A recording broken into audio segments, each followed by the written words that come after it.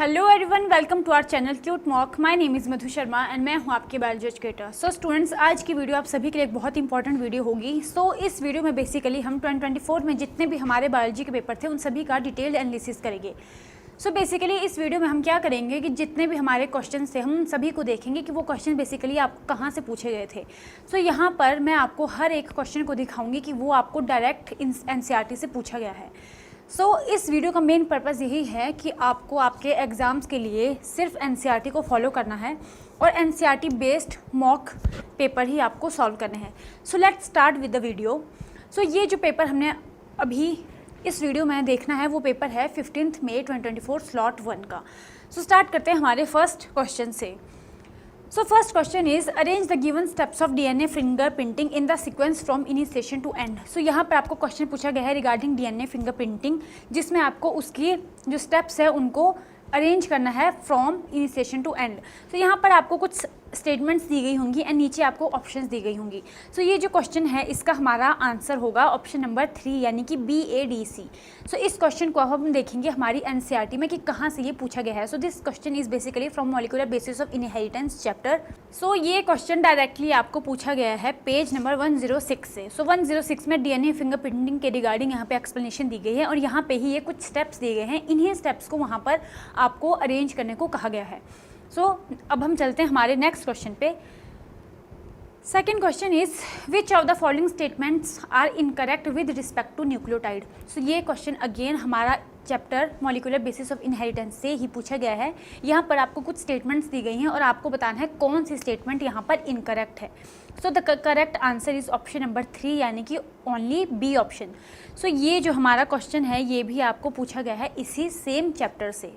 यहाँ पर page number 80 में हमें दिया गया है स्ट्रक्चर ऑफ पॉलीन्यूक्लियोटाइड चेन। इस पूरे पैराग्राफ से ही वो सभी स्टेटमेंट जो है वो आपको पूछी गई हैं। इस पैराग्राफ को जब आप पढ़ोगे आपको हर एक स्टेटमेंट यहाँ पर मिल जाएगी। आपको बस चूज़ करना है कौन सी करेक्ट है कौन सी इनकरेक्ट है। Our next question is match list 1 with list 2। जो आपका थर्ड क्वेश्चन है वहाँ पर आपको एक मैच दिया गया है जिसमें लिस्ट 1 में आपको कुछ साइंटिस्ट के नाम दिए गए हैं एंड लिस्ट 2 में आपको उनकी डिस्कवरीज के बारे में बताया है। इसका correct answer is option number 1 which is 2 4 1 3। ये जो क्वेश्चन है इसकी एक्सप्लेनेशन भी आपको पूछी गई है chapter principle of inheritance and variation. ये जो चैप्टर है इसमें आपको पेज नंबर 69 और पेज नंबर 67 में ये सेम साइंटिस्ट एंड इनकी डिस्कवरी के बारे में आपको मिल जाएगा। जैसे कि यहाँ पर आप देख सकते हो पेज नंबर 67 में सटन एंड बोवरी ने क्या दिया था, क्रोमोसोमल थ्योरी ऑफ इनहेरिटेंस। ये पूरा मैच आपको इसी चैप्टर के पेज नंबर 67 और 69 के बीच में मिल जाएगा। Next question is select the correctly matched pair about sickle cell anaemia. Our correct answer is C and D which is option number 1। ये जो आपको क्वेश्चन पूछा गया है ये भी डायरेक्टली पूछा गया है principle of inheritance and variation chapter से। ये हमें मिलने वाला है कहाँ पर, पेज नंबर 74।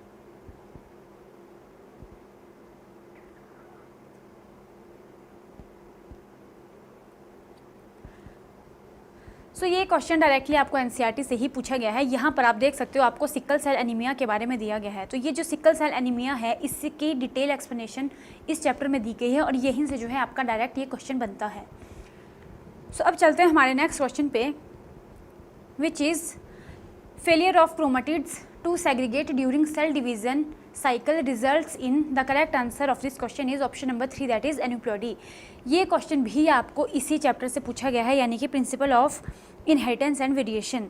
ये जो हमारा आंसर है ये आपको डायरेक्टली यहाँ पे आप इसको देख सकते हो क्रोमोसोमल डिसऑर्डर के बारे में। अब ये जो क्रोमोसोमल डिसऑर्डर टॉपिक है इसी के अंदर आपको यहाँ पर एक टर्म मिल जाएगी एन्यूप्लॉयडी और पॉलीप्लॉयडी। इसी पैराग्राफ से जो है आपका ये क्वेश्चन यहाँ पर पूछा गया है। अब चलते हैं हमारे नेक्स्ट क्वेश्चन पे। Next question is which of the following pair of contrasting traits was not studied by Mendel. ये अगेन ये क्वेश्चन हमारा सेम चैप्टर यानी कि principle of inheritance and variation से ही पूछा गया है। इस क्वेश्चन को आपको डायरेक्टली पूछा गया है इस टेबल से। These are some contrasting traits studied by Mendel in pea plants. यहाँ पर आपको 7 करैक्टर दिए गए हैं और यही 7 करैक्टर जो है आपको इस क्वेश्चन में पूछे गए हैं कि इनमें से कोई एक ऐसा कॉन्ट्रास्टिंग ट्रेट होगा जो मेंडल के द्वारा स्टडी नहीं किया गया था। This question is directly asked from page number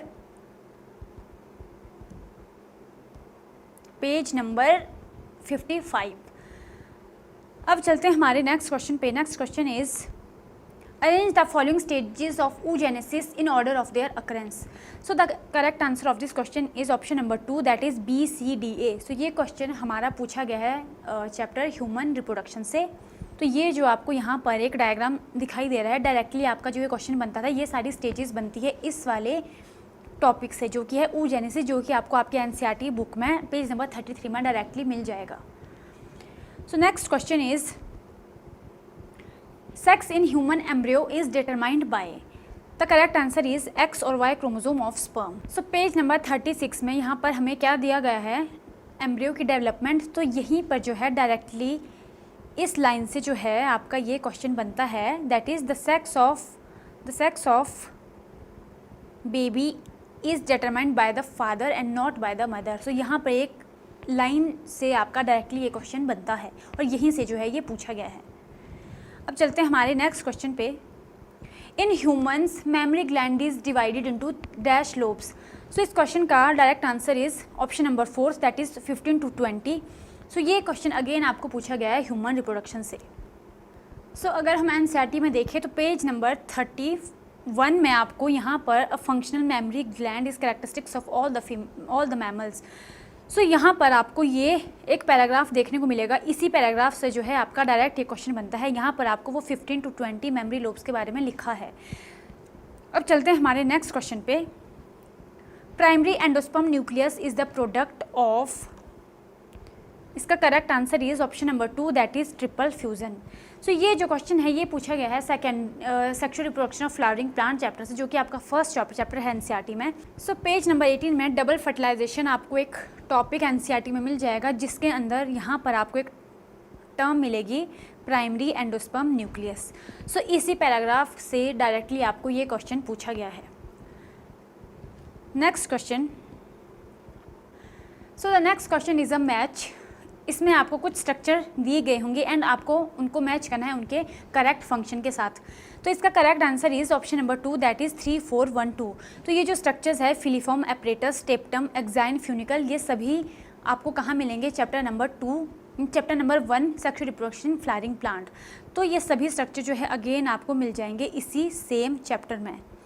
तो यहाँ पर जो है एक आपको ये पैसेज दिया गया है जिसमें माइक्रोस्पोरेंजियम यानी कि ओव्यूल के बारे में लिखा है। तो इसी में से आपके कुछ यहाँ पर ऑप्शन मिलती हैं एंड बाकी के स्टेटमेंट्स भी आपको यहीं पर मिल जाएंगे। So our next question is cell present in the mature pollen grains are. So the correct answer is option number 3, that is vegetative cell and generative cell.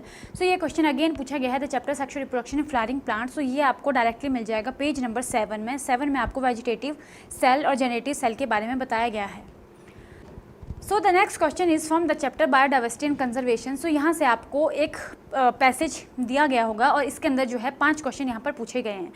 So the first question is the following are the various hypothesis proposed in explaining the greatest biological diversity in tropics except.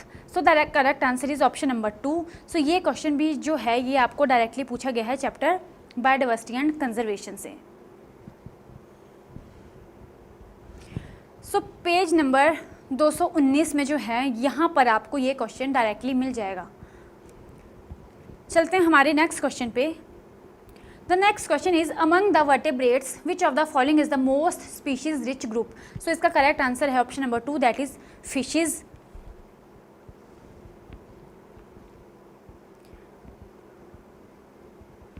सो ये question भी जो है directly आपको पूछा गया है page number 218 में। ये यहाँ पर आपको एक डायग्राम दिया जाएगा जिसके अंदर यहाँ से जो है डायरेक्टली आपका ये क्वेश्चन बनता है। So next question is the scientist who proved that species richness directly correlates with the stability of a community was. So इसका correct answer is option number 2, that is David Tilman. ये question भी आपको same chapter से ही पूछा गया है क्योंकि ये सेम पैसेज का ही क्वेश्चन है। तो इसका आंसर जो है वो आपको मिल जाएगा पेज नंबर 221 पे।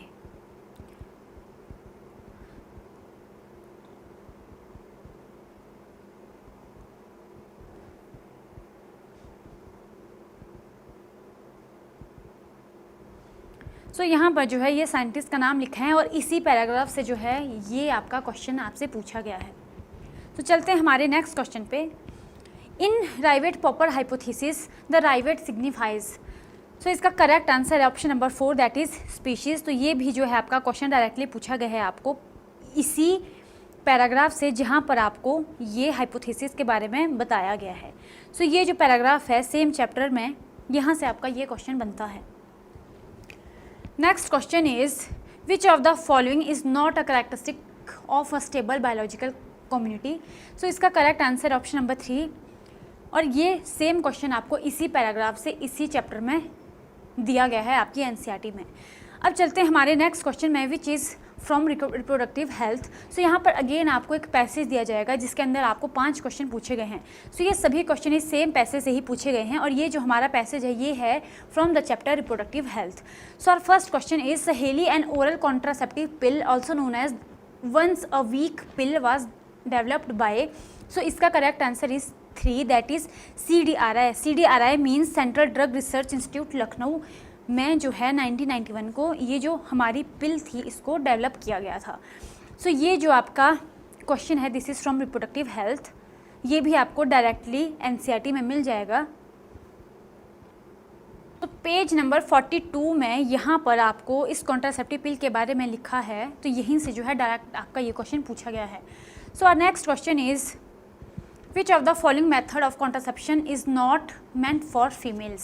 So this question is from contraceptive method. So again ये इसी पैराग्राफ का क्वेश्चन है, तो ये आपको मिल जाएगा पेज नंबर 44 में। सो यहाँ पर जो है अगेन आपको कुछ मेथड्स दिए गए हैं कॉन्ट्रासेप्शन के, natural methods, barrier methods, IUDs। तो इन्हीं सब में से जो है ये क्वेश्चन आपको डायरेक्टली पूछा गया है कि इनमें से कौन सा मेथड जो है फीमेल्स कॉन्ट्रासेप्शन का नहीं है, दैट इज़ वैसेक्टोमी, क्योंकि vasectomy is a method used in males. Next question is match. तो यहाँ पर अगेन आपको एक मैच दिया गया है जिसमें कुछ आपको टेक्निक्स के नाम दिए होंगे और आपको मैच करना है कि उन टेक्निक्स में क्या किया जाता है। सो इसका करेक्ट आंसर हमारे पास है option number 2 that is 3142। So this question is again from this passage and from this chapter reproductive health. So ये अगेन ये जो मैच आपका बना है this is from this last page that is 48 page पे आपको कुछ असिस्टेड रिप्रोडक्टिव टेक्नोलॉजी के बारे में बताया गया है। यहाँ पे ही आपको बहुत सारी टेक्निक्स के नाम दिए गए होंगे और इन्हीं टेक्निक्स से जो है ये मैच यहाँ पर पूछा गया है। So our next question is which of the following statement is incorrect with respect to medical termination of pregnancy. MTP के रिगार्डिंग यहाँ पे ये क्वेश्चन पूछा गया है जिसका correct answer is option number 3 that is MTPs can be performed even after 24 weeks but with the opinion of 2 registered medical practitioners on a specific ground. So this question is again from this same chapter from medical termination of pregnancy. तो ये आपको यहाँ पर मिल जाएगा MTP के अंदर। तो यहाँ तक आप समझ पा रहे होंगे कि जितने भी आपके क्वेश्चंस थे आपको अगेन ये सभी क्वेश्चन एनसीईआरटी से ही पूछे गए हैं। अब चलते हैं हमारे नेक्स्ट क्वेश्चन पे which of the following is not a sexually transmitted disease. So इनमें से कौन सी सेक्सुअली ट्रांसमिटेड डिजीज़ नहीं है, that is option number 3 that is filariasis. So ये क्वेश्चन जो है अगेन आपको पूछा गया है STD से। सो STD जो है यहाँ पर हमारा एनसीईआरटी में ही एक टॉपिक है सेक्सुअली ट्रांसमिटेड इन्फेक्शन। ये दिया गया है आपको पेज नंबर 47 में और यहीं से जो है अगेन ये आपका क्वेश्चन पूछा गया है। सो नेक्स्ट क्वेश्चन इज़ ये जो मैच है ये पूछा गया है चैप्टर इकोसिस्टम से। इकोसिस्टम में यहाँ पर आपका एक टॉपिक रहता है प्रोडक्टिविटी। यहाँ पर आपको मिल जाएगा primary productivity and secondary productivity के बारे में, जिससे जो है ये आपका मैच यहाँ पर पूछा गया है। अब चलते हैं हमारे नेक्स्ट क्वेश्चन पे which is choose the correct statements with respect to decomposition from the following. So यहाँ पर कुछ स्टेटमेंट्स आपको दी गई हैं जिसका जो है आपको यहाँ पर क्या करना है, करेक्ट स्टेटमेंट को चूज़ करना है। So which is option number 3 that is B and C only. So this question is again from ecosystem और ये क्वेश्चन आपको पूछा गया है द टॉपिक डीकम्पोजिशन से। इसमें क्या होता है आपके पास डिफरेंट स्टेप्स आते हैं जो कि है fragmentation, leaching, catabolism, humification and mineralization. So यहीं से जो है डायरेक्टली जो है आपका ये क्वेश्चन पूछा गया है। चलते हैं हमारे नेक्स्ट क्वेश्चन पे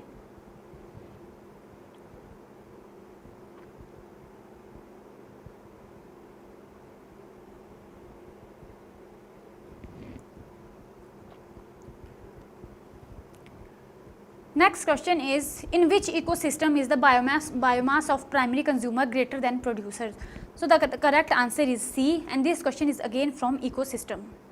सो दिस इकोसिस्टम, यहाँ पर आपको एक टॉपिक मिलता है इकोलॉजिकल पिरामिड्स। सो इकोलॉजिकल पिरामिड्स में जो है आपके पास डिफरेंट तरह के पिरामिड्स होते हैं, pyramid of number, pyramid of biomass, pyramid of energy. तो यहीं से जो है डायरेक्टली आपका ये क्वेश्चन पूछा गया है which is regarding to the pyramid of biomass in C.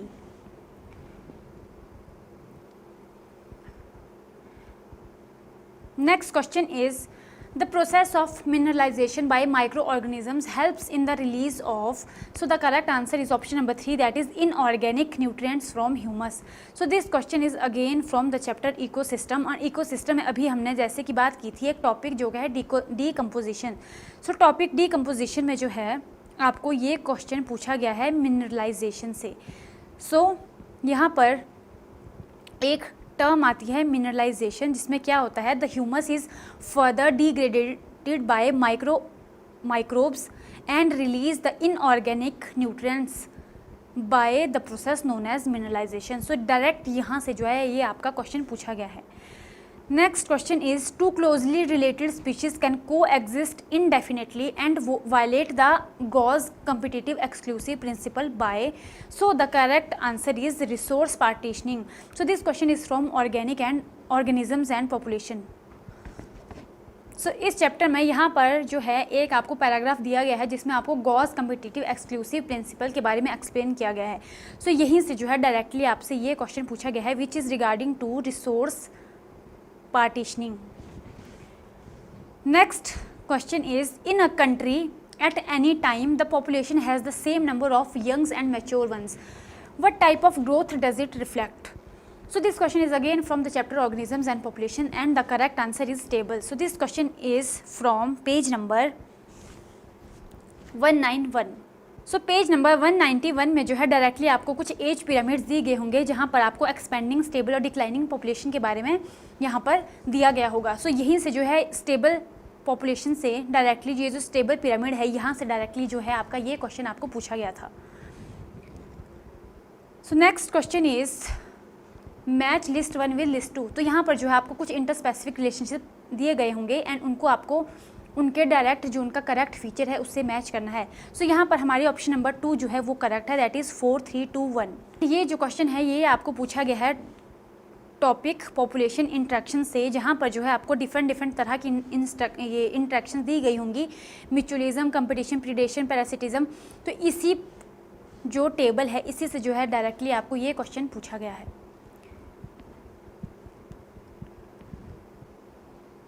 Next question is when an insect feed on the bt plant the insect dies due to the conversion of inactive protein to active protein in dash। तो इसका correct answer is alkaline pH of the gut. So in page number 179 में BT cotton के बारे में आपको दिया गया है जहाँ से डायरेक्टली जो है ये क्वेश्चन जो है आपको पूछा गया है which is alkaline pH of the gut. Next question is expand GEAC। So this is again from the same chapter. Page number 184 से डायरेक्टली जो है ये आपको पूछा गया है which is genetic engineering approval committee. तो the next question is again a match transgene and list 2 used for और प्रोडक्ट्स।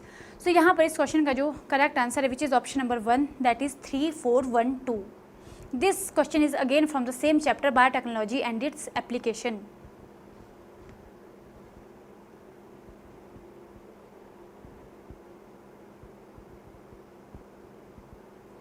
सो ये जो आपका क्वेश्चन है this question is from the topic transgenic animals. तो ट्रांसजेनिक एनिमल्स जो है यहाँ पर हमें बहुत सारे इनके यूजेस बताए गए हैं कि कहाँ कहाँ हेल्प करते हैं ह्यूमंस की। सो यहीं से जो है डायरेक्ट आपको ये क्वेश्चन पूछा गया है। यहाँ पर आप देख सकते हैं अल्फ़ा-1 एंटीट्रिप्सिन के बारे में, एम्फिसीमा के बारे में, एंड ये इसी पैराग्राफ से जो है ये क्वेश्चन यहाँ पर पूछा गया है। The next question is which of the following statements are true. So यहाँ पर कुछ स्टेटमेंट्स दी गई हैं बट आपको चूज़ करनी है जो करेक्ट स्टेटमेंट्स है। सो इसका करेक्ट आंसर है option number 2, that is C and D। And this question is again from the same chapter biotechnology and application. So ये क्वेश्चन जो है सेम आपको यहीं पर मिल जाएगा, यहीं पर आप इसी पैराग्राफ के अंदर से यहीं से आपका ये क्वेश्चन पूछा गया है। So next question is which of the following statements are incorrect. इनमें से कौन से स्टेटमेंट यहाँ पर इनकरेक्ट हैं। So the correct answer is option number 1 that is A and C. A और सी ऑप्शन जो है यहाँ पर इनकरेक्ट है। This question is from the chapter biotechnology principle and processes.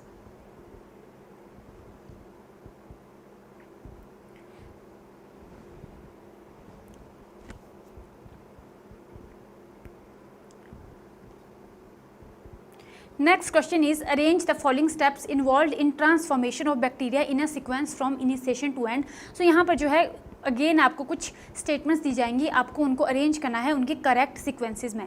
सो यहाँ करेक्ट सीक्वेंस में सो इस यहाँ पर जो आपका करेक्ट आंसर है which is option number 2 that is BACED। So this question is from the chapter biotechnology principle and processes.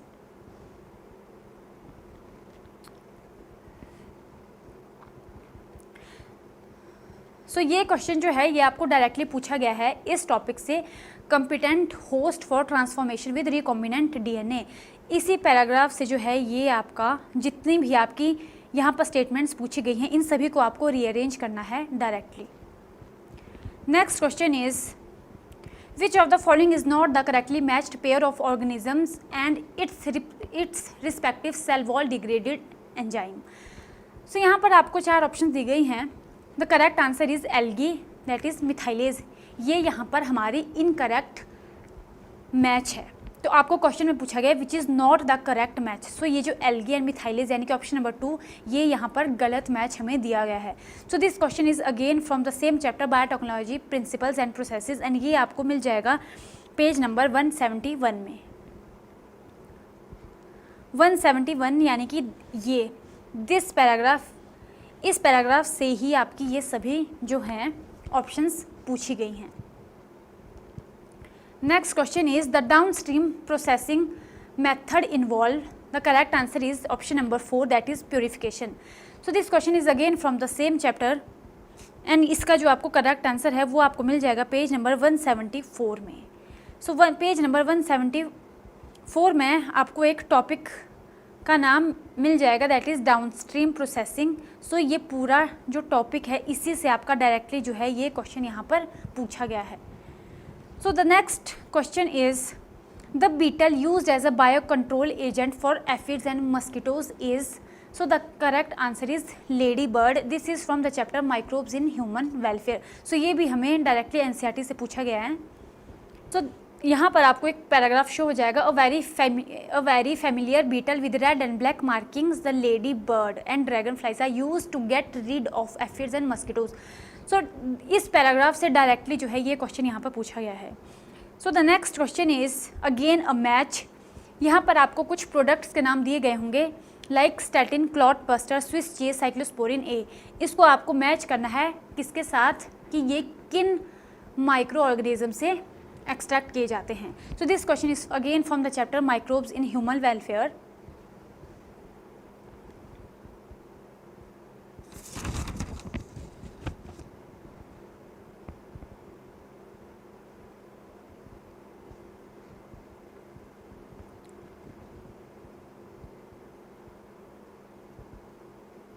सो यहाँ पर कुछ chemicals, enzymes and other bioactive molecules ये एक टॉपिक आपके NCERT में दिया गया है। इसी पैराग्राफ से जो है डायरेक्टली जो है आपके ये सभी क्वेश्चन पूछे गए हैं।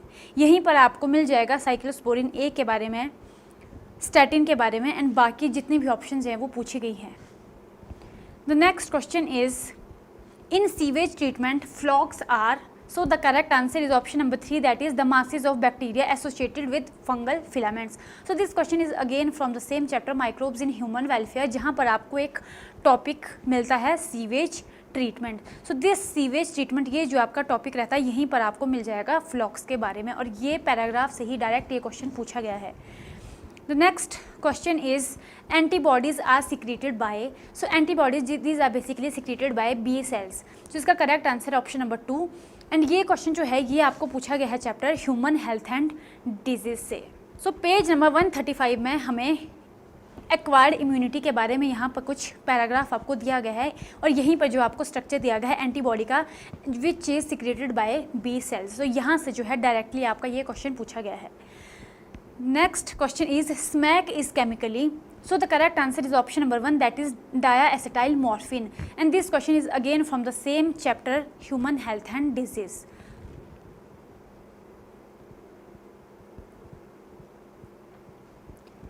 सो यहाँ पर कुछ ड्रग्स एंड अल्कोहल अब्यूज़, ये आपको एक टॉपिक दिया गया है जिसके अंदर यहाँ से जो है ये आपका क्वेश्चन पूछा गया है, which is a heroin commonly called smack is chemically diacetylmorphine which is white odourless bitter crystalline compound. Next question is again a match. यहाँ पर आपको टाइप्स ऑफ बैरियर्स दिए गए हैं, cytokine barrier, physical barrier, cellular barrier and physiological barrier. So ये आपको again same question पूछा गया है chapter human health and disease से। This is from the topic immunity. So यहाँ पर इसका करेक्ट आंसर है option number 4, that is 4132। This question is again from the same chapter, that is from immunity, और ये आपको मिल जाएगा पेज नंबर 134 में, जहाँ पर इनेट इम्यूनिटी के अंदर आपको कुछ बैरियर मेथड शो हो जाएंगे। यहाँ से ही डायरेक्ट जो है ये आपका क्वेश्चन पूछा गया है।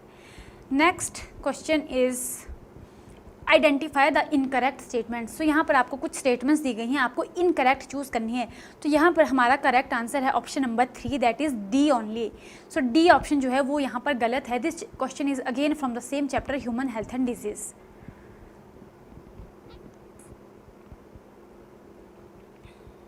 सो पेज नंबर 131 में आपको कुछ डिजीज़ के बारे में दिया गया है, like typhoid, pneumonia, common cold, malaria. तो इन सभी टॉपिक से, इसी पैराग्राफ से जो है ये सभी आपके यहाँ पर स्टेटमेंट्स आपको पूछी गई हैं। Next question is again a match, जहाँ पर कुछ प्लेसेंटल मैमल्स हैं एंड काउंटर पार्ट मार्सुपियल्स। सो इसका करेक्ट आंसर हमारे पास है ऑप्शन नंबर 1, दैट इज़ 2413। और ये क्वेश्चन जो है ये आपको पूछा गया है चैप्टर एवोल्यूशन से। Evolution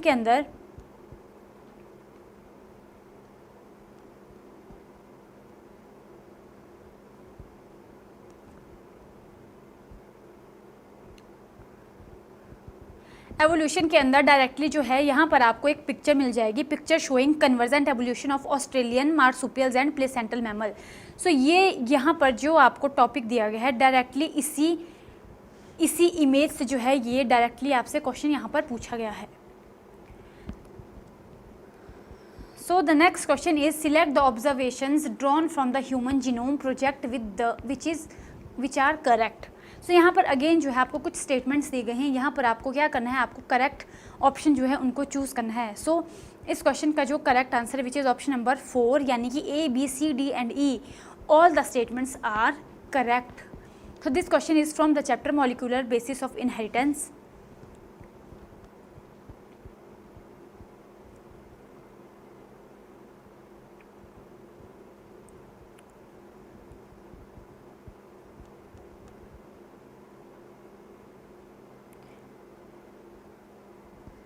so molecular basis of inheritance में हमारे पास एक टॉपिक आता है HGP। सो ये जो HGP है ह्यूमन जीनोम प्रोजेक्ट, यहाँ पर इसके कुछ गोल्स आपको दिए गए हैं। यही गोल्स की जो स्टेटमेंट्स है ये डायरेक्टली उठाकर आपको इस क्वेश्चन में पूछी गई है। सो this is again from the NCERT। Our next question is nucleosome is associated with the dash molecules of histone. So the correct answer is option number 4, that is 8, and this question is again from the same chapter molecular basis of inheritance. So ये question जो है ये again आपको एक topic मिल जाएगा nucleosome के बारे में, जो कि आपको इसी चैप्टर में मिलेगा पेज नंबर 83 में। सो 83 में यहाँ पर न्यूक्लियोसोम हमारे पास एक टॉपिक है जिससे जो है डायरेक्टली आपको ये क्वेश्चन यहाँ पर पूछा गया है। So our next question is Which of the following primates was more like an ape? This question is from the chapter evolution और इसका करेक्ट हमारे पास जो आंसर है which is option number 2, dryopithecus. So ये ह्यूमन एवोल्यूशन से आपका topic लिया गया है। ये अगेन आप आपके NCERT में देख सकते हो, this topic is clearly given and यहीं से जो है ह्यूमन एवोल्यूशन से ये क्वेश्चन यहाँ पर पूछा गया है विच इज़ ड्रायोपिथिकस। ये आप यहाँ पर क्लियरली देख सकते हैं। Dryopithecus was more ape-like. Our next question is which of the following doesn't affect the Hardy-Weinberg equilibrium? So correct answer is constant gene pool. This question is again from the chapter evolution. Evolution में Hardy-Weinberg principle आपको एक topic clearly mention है, that is this and यहीं से जो है directly आपको ये क्वेश्चन पूछा गया है। Our last question which is analogous structures are result of, so the correct answer is convergent evolution, यानी कि जो एनालॉगस स्ट्रक्चर्स होते हैं वो किसका रिजल्ट होते हैं, कन्वर्जेंट एवोल्यूशन का। So this topic is again from the chapter evolution. So evolution से ही आपको ये क्वेश्चन पूछा गया है जो आपको मिल जाएगा यहाँ पर।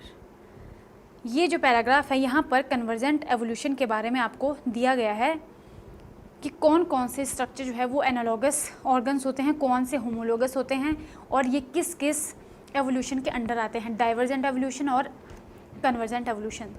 सो स्टूडेंट्स, ये जो था ये हमारा डिटेल्स एनालिसिस था इस पेपर का, जो कि आपका 2024 का प्रीवियस ईयर बायोलॉजी पेपर था। सो आई होप इस वीडियो से आपको एक चीज़ बहुत ही अच्छे से समझ आ गई होंगी कि जितने भी क्वेश्चंस आपको इस पेपर में पूछे गए थे, यानी कि 50 के 50 क्वेश्चन आपको पूछे गए थे डायरेक्टली फ्रॉम एनसीईआरटी। सो ये वीडियो आपके लिए बहुत हेल्पफुल होगी। आपको क्या करना है, जितने भी आपको मॉक्स आप प्रैक्टिस कर सकते हो, आपको सारे के सारे मॉक्स एनसीईआरटी बेस्ड ही प्रैक्टिस करने हैं। सो इसके लिए आपको क्या करना है, आपको सभी के सभी मॉक्स को प्रैक्टिस करना होगा जो कि आपके डायरेक्टली एनसीईआरटी बेस्ड होंगे। सो फॉर द प्रिपरेशन आप हमारी वेबसाइट यानी कि सीयूटी मॉक पर जाकर एनरोल कर सकते हो, एंड वहाँ पर आपको हर चैप्टर के चैप्टर वाइज मॉक्स, आपको प्रीवियस ईयर के पेपर्स एंड साथ ही साथ फुल मॉक्स जो है प्रैक्टिस करने के लिए मिलेंगे। सो जितने ज़्यादा आप मॉक्स को प्रैक्टिस कर सकते हो उतना जो है आप आपके सीयूटी में अच्छा स्कोर कर सकते हो। So I hope this video will be helpful to you.